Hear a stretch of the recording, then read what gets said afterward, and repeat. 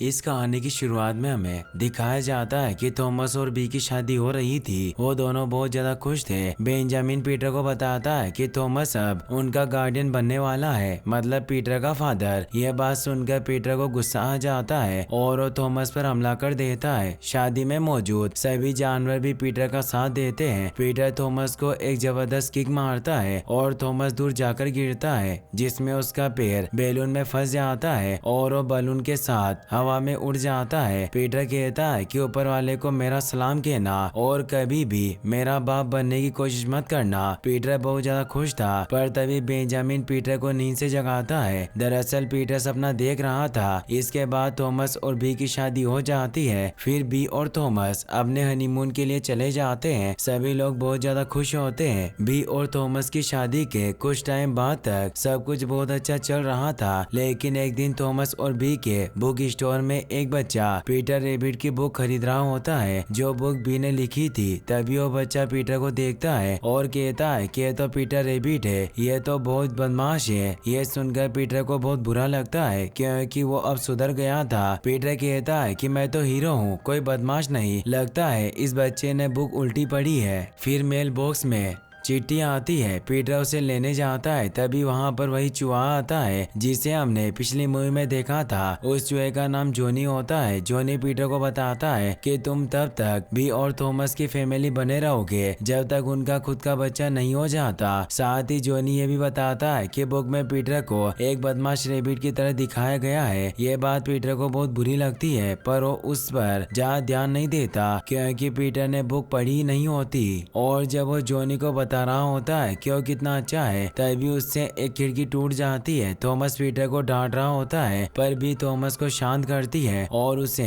Peter से माफी मांगने को कहती है। तब थॉमस पीटर से माफी मांग लेता है। फिर भी उस चिट्ठी को देखती है, जिसे देखकर वो बहुत खुश हो जाती है, क्योंकि ये चिट्ठी नाइजल बेजल जोन्स ने लिखी होती है, जो एक पब्लिशिंग कंपनी का मालिक होता है। उसने चिट्ठी में लिखा था कि वो बी की बुक को पब्लिश करेगा। साथ ही हर एक बुक स्टोर में उसकी बुक को प्रमोट किया जाएगा और बहुत सारी लैंग्वेज में उसकी बुक को ट्रांसलेट करके बेचा भी जाएगा। बी थॉमस को यह न्यूज बताती है। वो दोनों बहुत ज्यादा खुश होते हैं। फिर वो सब घर जाते हैं, जहाँ पर सारे रेबिट्स वेजिटेबल खाते हैं, सिवाय टमाटर खाता है, क्योंकि ये टमाटर थॉमस के थे और वो इन टमाटरों को किसी को नहीं देता था। दरअसल थॉमस इन टमाटरों को बाजार में बेचना चाहता था। फिर पीटर और उसके भाई बहन घर के अंदर पानी पी रहे होते हैं। तभी पीटर देखता है कि बुक का एक पेज नीचे गिर गया है, तो उसे वापस सही जगह रखने जाता है, पर थॉमस उसे देख लेता है और उसे लगता है कि पीटर उस पेज को खराब कर रहा है, तो वो पीटर को डांट देता है। पीटर को बहुत बुरा लगता है। तभी पीटर देखता है कि गार्डन में टॉमी थॉमस के टमाटर खाने वाला होता है, तो पीटर उसे रोकता है और सारे टमाटर वापस ले लेता है। फिर वो जब टमाटरों को वापस रख रहा होता है, तभी थॉमस पीटर को देख लेता है और उसे लगता है कि पीटर उसके टमाटरों को चुरा रहा था। पीटर को बहुत ज्यादा बुरा लगता है, क्योंकि जब भी वो कुछ सही करने जाता है तब भी उसे डांट पड़ती है। फिर भी और थॉमस नाइजल से मिलने जाते हैं और वो रेबिट्स को भी अपने साथ लेकर जाते हैं। जब वो नाइजल के ऑफिस में पहुंचते हैं, तो नाइजल उनकी बहुत तारीफ करता है और अपनी मीठी मीठी बातों से उन्हें फंसाता है। फिर वो अपना आइडिया बताता है कि वो बी की लिखी बुक की 5000 कॉपियां छापेगा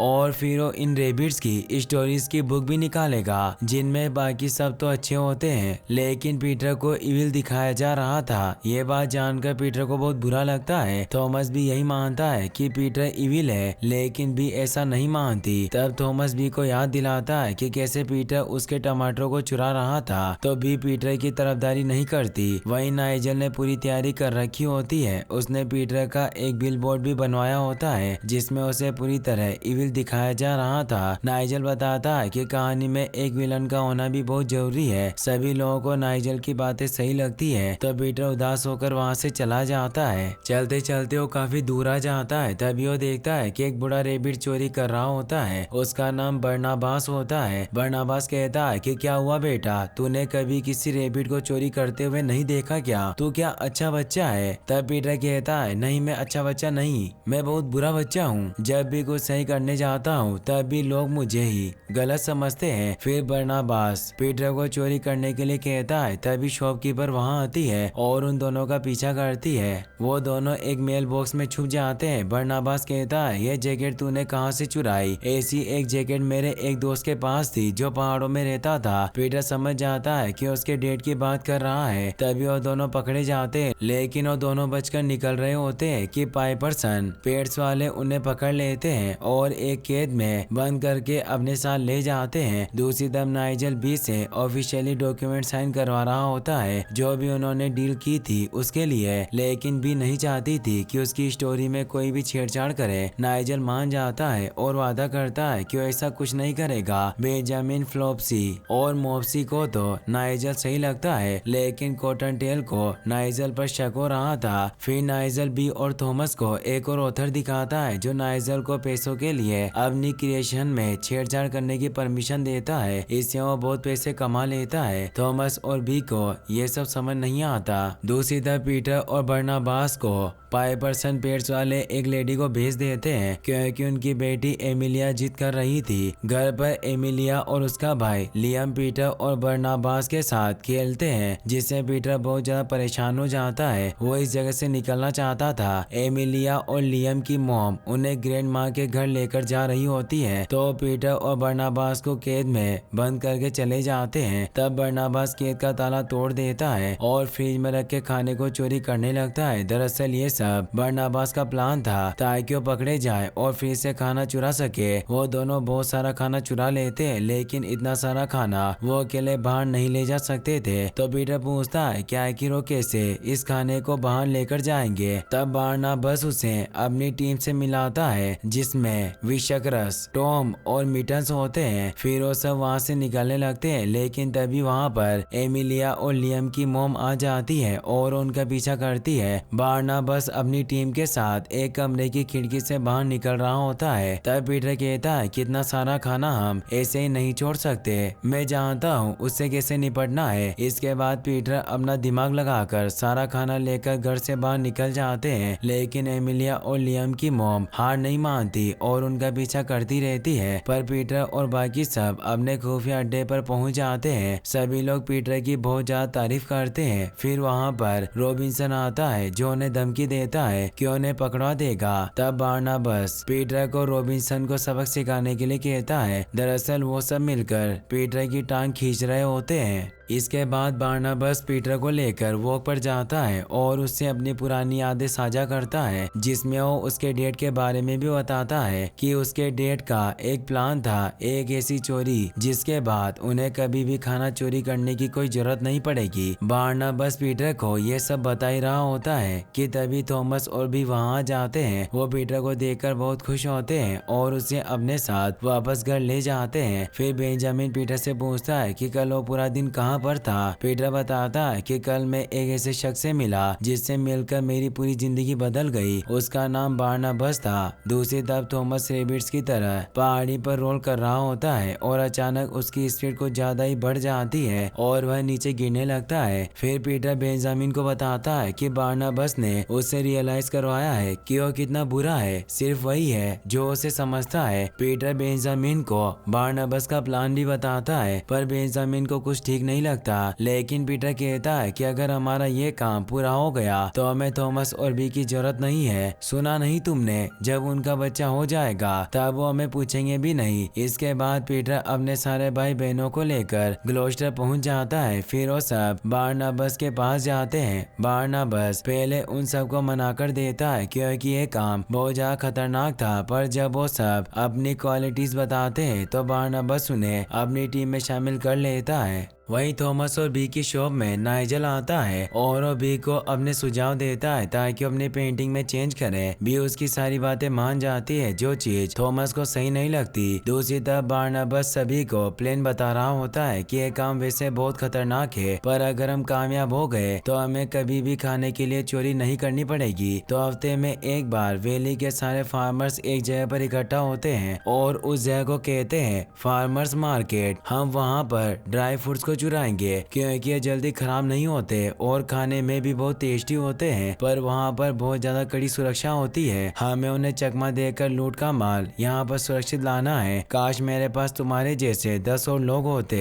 तब पीटर, पिंगलिंग, जामिमा, जेरीमी, मिसिज, टीगी विंकले, टॉमी को अपनी टीम में शामिल कर लेते हैं। फिर वो फिलिक्स के पास जाते हैं, पर फिलिक्स उनकी बात नहीं सुन रहा होता तो वो घर से टॉर्च लेने जाते हैं। वहीं पर भी अपनी पेंटिंग कर रही होती है। तभी थॉमस अपने टमाटर टेस्ट कराने लाता है क्योंकि कल उन्हें फार्मर्स मार्केट में ले जाने वाला था। लेकिन जब वो बी की पेंटिंग देखता है तो समझ जाता है कि बी नाइजल की एडवाइस को फॉलो कर रही है और वो अपनी इमेजिनेशन की जगह किसी और के सजेशन को ज्यादा तवज्जो दे रही है। वहीं वो टॉर्च की हेल्प से फिलिक्स को भी टीम में शामिल कर लेते हैं। दूसरी तरह भी अपनी बुक बच्चों को सुना रही होती है और नाइजल भी इससे बहुत खुश होता है। फिर थॉमस नाइजल के पास जाता है और उसे बताता है कि वो अपनी सोच बी पर ना थोपे क्योंकि इससे उसकी खुद की सोच मिट रही है। नाइजल थॉमस के साथ एक मैच भी करता है जहां थॉमस उसे बताता है कि बी और वो एक बच्चे की प्लानिंग कर रहे थे, पर उसकी वजह से सब कुछ खराब हो गया। तब नाइजल कहता है कि तुम तो बहुत ज्यादा खुदगर्ज हो। जब ये बात बी को पता चलती है तो थॉमस से बात करती है जिससे दोनों में बहस हो जाती है। दूसरी तरफ पीटर और उसकी पूरी टीम अपने प्लान को एग्जीक्यूट करने में लग जाते हैं। सब कुछ उनके प्लान के मुताबिक हो रहा था, लेकिन तभी उनसे एक गड़बड़ हो जाती है जिससे थॉमस की टमाटर की स्टॉल टूट जाती है। थॉमस पीटर को वहां पर देख लेता है। तभी बारनाबस पीटर को चलने के लिए कहता है और पीटर चला जाता है। उनका प्लान कामयाब हो जाता है, पर बारनाबस अपनी ओरिजिनल टीम को ही गाड़ी में बैठाता है और बाकी के एनिमल्स को वो पेंटिंग जू में बंद कर देता है जहाँ पर उन्हें पाइपर्सन पेट्स वाले पकड़ लेते हैं। तब पीटर को पता चलता है कि बारनाबस एक नंबर का झूठा आदमी है। उसने ये सब प्लान किया था ताकि उसे ड्राई फ्रूट्स मिल जाए। उसने बुक में पढ़ा था पीटर के बारे में, वो कोई उसके डेट का दोस्त नहीं था। लेकिन जब उसने पीटर की स्किल्स देखी तो बहुत ज्यादा इम्प्रेस हो गया और उसने पीटर को अपनी टीम में शामिल कर लिया। लेकिन पीटर अपने दोस्तों को बचाने के लिए चला जाता है। जब पीटर पाइपर्सन पेट्स की दुकान में पहुंचता है तो देखता है कि उसके ज्यादातर दोस्तों को बेच दिया गया है। तभी वहां पर थॉमस आ जाता है और उस शॉप के अंदर जाता है। वो अपने एनिमल्स के बारे में पूछता है, लेकिन शॉपकीपर उसे कुछ नहीं बताता। तब थॉमस उसे पैसे देता है, लेकिन फिर भी वो नहीं मानता। तब थॉमस उस लिस्ट को चुराकर भाग जाता है और उसे पता चल जाता है कि उसके एनिमल्स को कहाँ बेचा गया है, पर उन सबको अलग अलग लोकेशन पर बेचा गया था। तभी उनके ट्रक का पेट्रोल खत्म हो जाता है तो ट्रक को धक्का मारते हैं। यहीं पर पीटर और थॉमस अपने मन की बात एक दूसरे को बताते हैं और दोनों फिर से दोस्त बन जाते हैं। वो दोनों बातें कर ही रहे होते हैं तभी उनका ट्रक ढलान से नीचे गिर जाता है। दूसरी तरफ बी को दिखाया जाता है जो एक मीटिंग में होती है जहाँ पर उसकी बुक को एक लाइव एक्शन मूवी के रूप में बदला जा रहा होता है। लेकिन यहाँ पर बी को रियलाइज होता है कि थॉमस सही कह रहा था, ये लोग अपनी सोच उस पर थोप रहे हैं। तभी वहाँ पर थॉमस और पीटर आ जाते हैं। थॉमस उसे सारी बात बताता है और उसकी गाड़ी मांगता है ताकि वो अपने पेट्स को वापस ला सके। साथ ही भी नाइजल को मना कर देती है कि वो आगे उसके साथ कंटिन्यू नहीं करेगी। इसके बाद थॉमस, पीटर और बी तीनों मिलकर बी को नई कार में सारे एनिमल्स को बचाने निकल पड़ते हैं। उनमें से कुछ एनिमल्स को बचाना बहुत आसान होता है, लेकिन कुछ एनिमल्स को बचाने के लिए उन्हें काफी मेहनत करनी पड़ती है, खास तौर पर बेंजामिन को बचाने में। पर वो कैसे भी करके उन सभी को बचा लेते हैं। फिर पीटर और उसके दोस्त जाते हैं बारनाबस के अड्डे पर, जहाँ पर वो सब उन चुराए गए ड्राई फ्रूट्स को वापस लेकर जा रहे होते हैं। लेकिन तभी बारनाबस और उसकी टीम वहां पर आ जाती है, पर इस बार पीटर तैयार था। वो बारनाबस और उसकी टीम को उन्हीं की चाल में फंसा देता है और एक रस्सी से उन सबको बांध देता है जो एक ट्रक से बंधी होती है और वो ट्रक जा रहा होता है फार्मर्स मार्केट में, उसी जगह जहाँ पाइपर्सन पेट्स वाले थे। पाइपर्सन पेट्स वाले बारनाबस और उसकी टीम को पकड़ लेते हैं। फिर वो सब उन ड्राई फ्रूट्स को उनके ओनर के पास पहुंचा देते हैं। थॉमस भी से माफी मांगता है और भी थॉमस से दोनों के बीच की गलतफहमियां दूर हो जाती है। वही पीटर बेंजामिन से माफी मांगता है कि उसे उसकी बात माननी चाहिए थी। सब कुछ ठीक हो जाता है। लास्ट में हमें दिखाया जाता है कि बी और थॉमस की एक बच्ची होती है जिसे सभी रेबिट्स बहुत ज्यादा प्यार करते हैं। यही हमें पता चलता है कि इस मूवी की नरेशन फ्लॉसी कर रही थी। पीटर कहता है कि अगर ये कहानी सबको पसंद आई तो आगे और भी कहानी आएगी और ये सिलसिला ऐसे ही चलता रहेगा। तो इसी के साथ यह मूवी यहीं पर खत्म हो जाती है। गाइस, अगर आप इसका नेक्स्ट पार्ट भी जल्दी देखना चाहते हो तो इस वीडियो को लाइक करने के साथ साथ चैनल को सब्सक्राइब जरूर कर लें और इस वीडियो का 10 के लाइक हम जल्दी पूरा कर दें। Thanks for watching.